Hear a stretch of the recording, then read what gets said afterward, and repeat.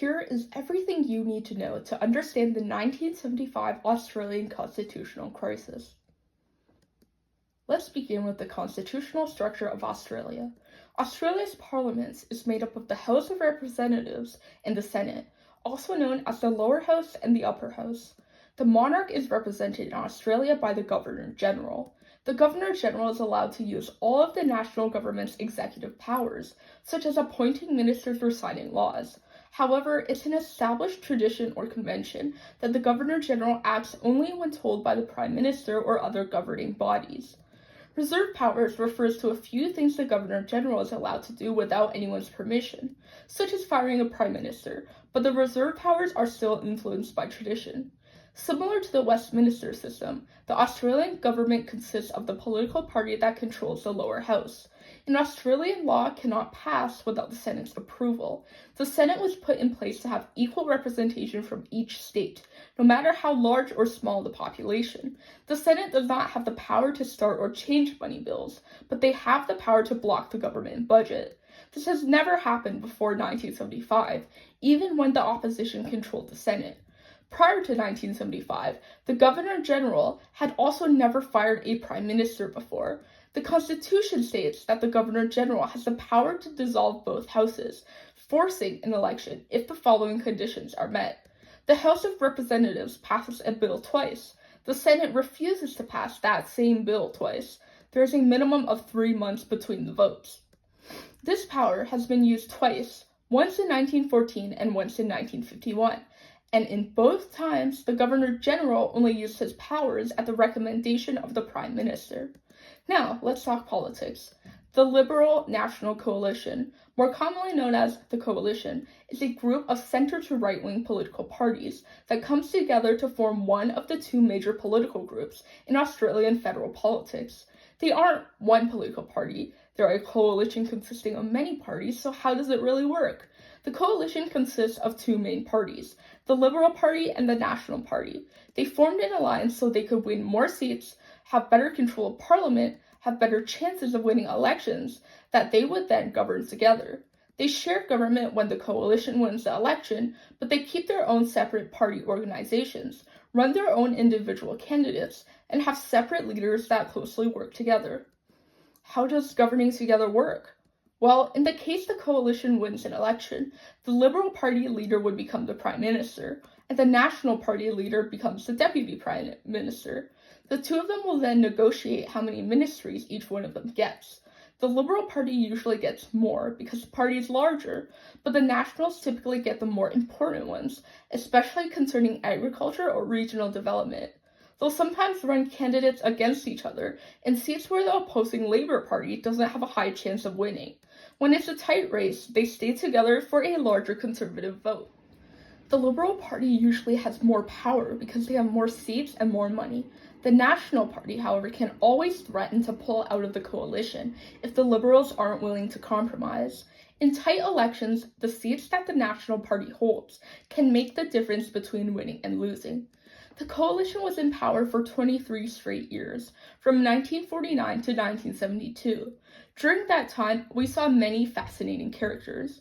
Robert Menzies became Prime Minister in 1939, after the previous Prime Minister died suddenly. He was not very popular with the public, as people thought he was not fit to lead the country in a time of war. Even members of Parliament thought he didn't have it in him to manage a crisis like World War II. In 1941, Menzies went to Britain for 4 whole months to discuss the war with Winston Churchill. Japan was becoming a bigger threat, and people back home viewed his trip to Britain as abandoning Australia. When he eventually came back to Australia, there was nobody left that supported him. His coalition partner, the leader of the National Party, began organizing people to maneuver and replace him. Many members of his own party, which was known back then as the United Australia Party, also joined the plotting of his demise. Eventually, the coalition basically told him, "Nobody wants you here, please leave." Menzies saw the writing on the wall and resigned voluntarily in August of 1941. But don't worry, he comes back. He spends 2 years traveling Australia giving speeches to small business owners, workers, and farmers, building momentum for a new political movement that represented the forgotten people. And in 1944, he officially founded the Liberal Party of Australia, who advocated for the everyday Australians that valued stability and hard work. He made alliances with the National Party and several smaller state-based groups. In 1949, he ran his campaign, promising less government interference, support for small businesses, and a strong anti-communism agenda, which was important because the beginnings of the Cold War were beginning to take root. He won the election and was once again Prime Minister of Australia. He stayed in power for 16 years until he retired in 1966. The next coalition Prime Minister was Harold Holt, who came into power in 1966.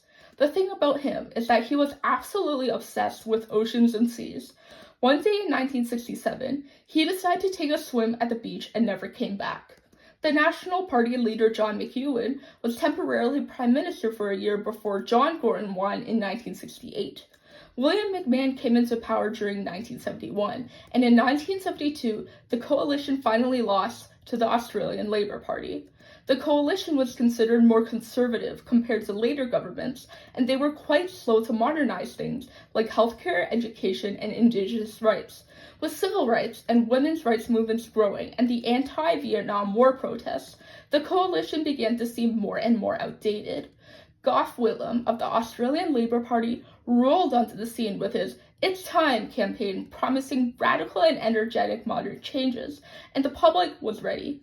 Let's talk about Gough Whitlam. His campaign catchphrase, "It's Time," ended up becoming one of the most famous slogans in Australian politics.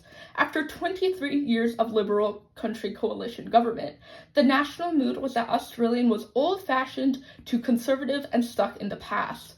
His main message was that Australia needed to modernize. He promised to end conscription for the Vietnam War, reform education, health, and welfare, recognize Indigenous rights, and develop Australia's national culture. He was brilliant at navigating the media. The "It's Time" TV ads were flashy, colorful, and often featured celebrities, a stark contrast to the rather boring political ads before. Whitlam and the Labor Party won in 1972, ending the coalition's 23-year rule. However, things took a turn for the worse after he came into power. Whitlam and his deputy Lance Bernard wasted no time. Immediately after being sworn in, the full ministry hadn't even been sworn in yet. The two of them formed a two-man government and started rolling out dramatic reforms. The coalition majority Senate was aghast at the two of them. Some of the reforms include pulling Australian troops out of Vietnam, ending conscription and released everyone who was in jail for avoiding conscription, officially recognized the People's Republic of China, introduced equal pay for women, and began discussions of land rights with Aboriginal Australians, dramatically cut tariffs across the board to force economic modernization, and abolish university fees. Here's the thing. There was nothing inherently wrong with any of the reforms. The issue was that it happened way too quickly. Whitlam was implementing massive structural and systemic reforms without thinking it over or consulting anyone. Nobody was prepared, not even members of his own party. Inflation was rising all over the globe because of the 1973 oil crisis, and Whitlam's massive spending programs significantly worsened things in Australia. Whitlam was criticized for not understanding economics well enough to rein in spending during economic downturns. Many moves that Whitlam made were seriously pushing the limits of what the Prime Minister was allowed to do without checking in with Parliament. Because of this, there was a growing sentiment that he was abusing his power. The Senate was controlled by the opposing party, and they kept blocking his bills, leading to tensions and frustrations from both sides.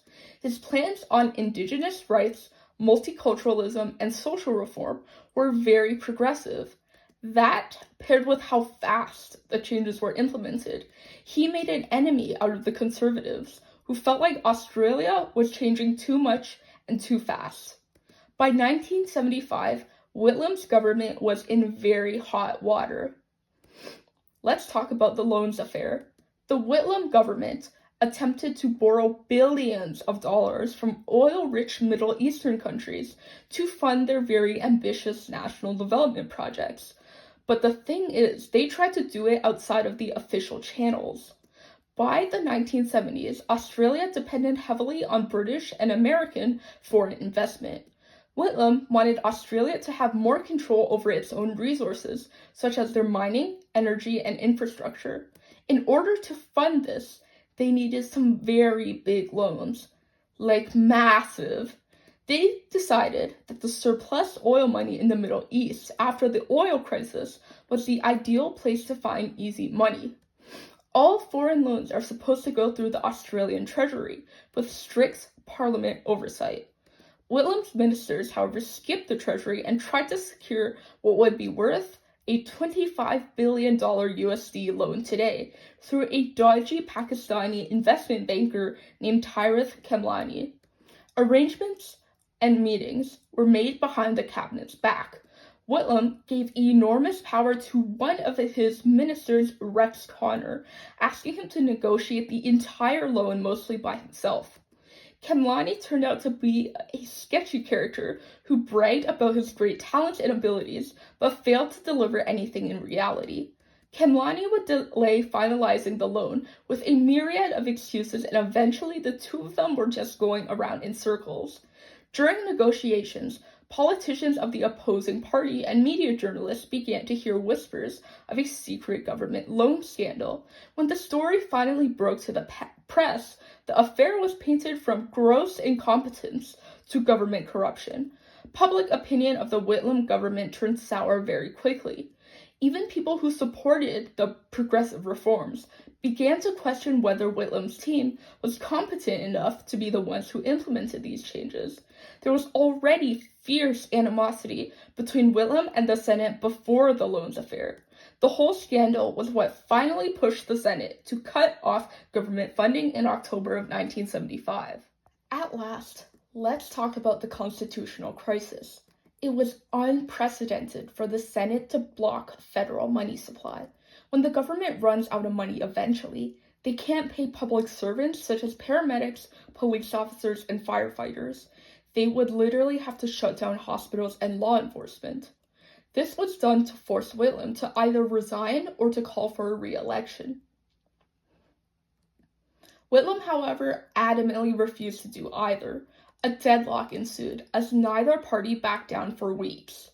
Sir John Kerr, the Governor-General, was very concerned that total anarchy would break out when the government would eventually run out of money. He was also concerned that Whitlam would attempt to convince the Queen to fire him before Whitlam resigned. So on Remembrance Day of 1975, Whitlam approached Kerr to discuss calling a half-Senate election, which is when half the seats in the Senate are re-elected, as an attempt to fix the deadlock. Before Whitlam could say anything, Kerr used his reserve powers to fire Whitlam as Prime Minister, right in the middle of Government House. He appointed Malcolm Fraser, leader of the coalition, as temporary Prime Minister until re-election proceedings were organized.